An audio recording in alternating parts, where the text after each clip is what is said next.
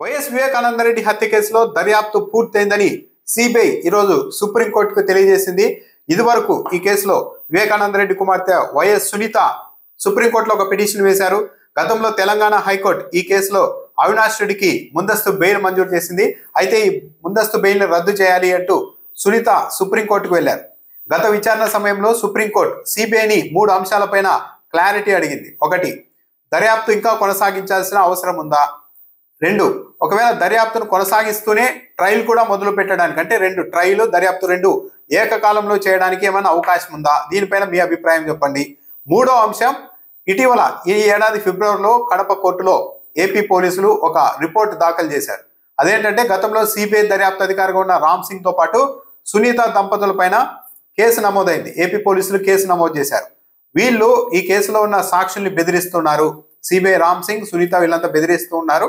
వాళ్ళకు అనుకూలంగా వాంగ్మూలాలు ఇవ్వాల్సిందిగా ఒత్తిడి చేస్తున్నారంటూ కృష్ణారెడ్డి లాంటి వాళ్ళ ఫిర్యాదుతో గతంలో రామ్ సింగ్ తో పాటు సునీత దంపతుల పైన కేసు నమోదు చేశారు. అయితే ప్రభుత్వం మారిన తర్వాత ఈ ఏడాది ఫిబ్రవరిలో ఏపీ పోలీసులు మరోలాగా రిపోర్ట్ ఇచ్చారు కడప కోర్టుకు. అదేంటంటే వైఎస్ అవినాష్ రెడ్డి ఒత్తిడితోనే, ఆదేశాలతోనే అప్పట్లో పోలీసులు రామ్ సింగ్ పైన, సునీత పైన తప్పుడు కేసు పెట్టారు అంటూ ఒక రిపోర్ట్ ఇచ్చారు.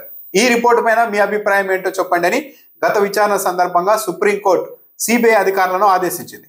ఈ నేపథ్యంలోనే ఈరోజు సిబిఐ సుప్రీంకోర్టుకు తెలియజేసిన అంశం, వైఎస్ వివేకానంద రెడ్డి కేసులో దర్యాప్తు ముగిసింది.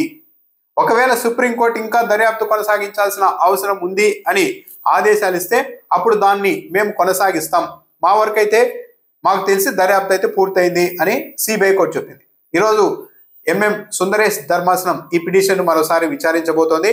మరి సిబిఐ చెప్పినట్టు దర్యాప్తు పూర్తయిందంటూ సిబిఐ చెప్పిన వాదనని సుప్రీంకోర్టు కూడా పరిగణలోనికి తీసుకుంటుందా, లేకుంటే లేదు దర్యాప్తు ఇంకా కొనసాగించాలని ఏమైనా ఆదేశాలు ఇస్తుందా?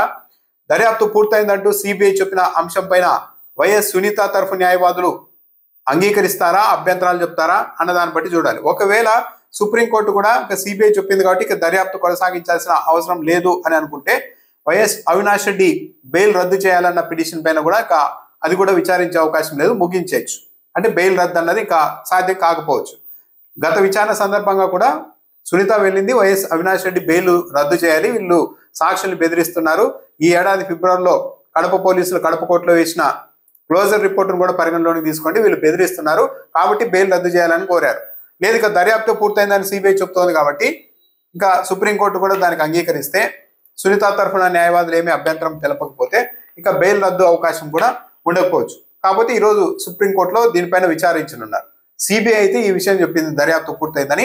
సుప్రీంకోర్టు తదుపరిగా దర్యాప్తు కొనసాగించాలి, విచారించాలని ఆదేశాలు ఇస్తే అప్పుడు మేము పాటిస్తామని కూడా చెప్పింది. సో సుప్రీంకోర్టు ఏం చెప్తుంది ఈరోజు అన్నదాన్ని బట్టి తదుపరి ఏం జరుగుతుంది అన్నది తెలియ అవకాశం ఉంది.